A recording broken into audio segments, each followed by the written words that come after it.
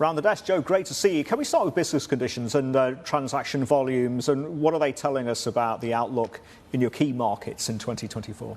Sure, and thank you very much for having us on today.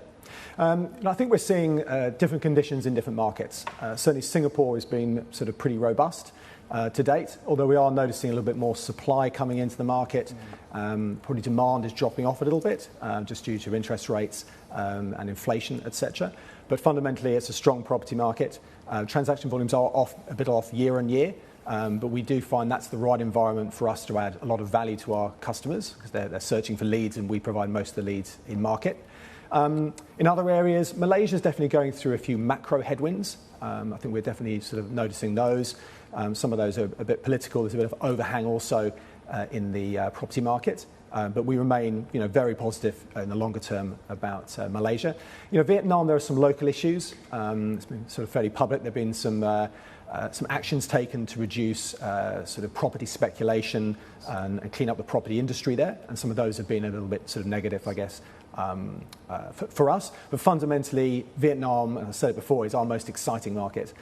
It's got, huge sort of population, very digitally savvy. And obviously a lot of urbanization, etc. So we feel sort of really positive in the long term about Vietnam, and it's just getting through some of these short-term headwinds.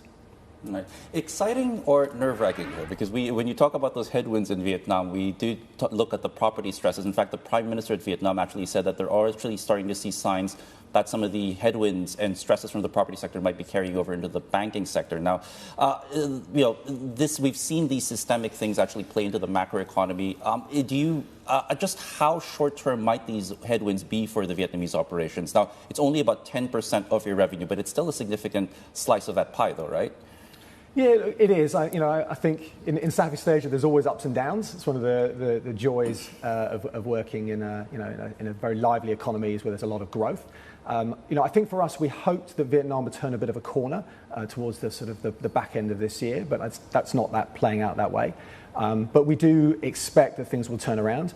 I think one of the big upsides we have there is our business model. So our business model is not subscription-based.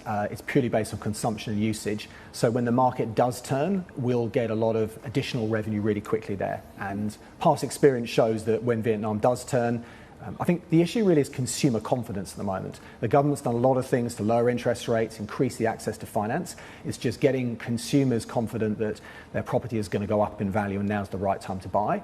But we do believe when that does turn, the market will come back and we'll get a lot of additional revenue quite quickly. Hi, I'm Emily Tan, and thanks for watching CNBC. You can check out more of our videos by clicking on the boxes on the screen. And don't forget to subscribe to the channel for more. Thanks for watching.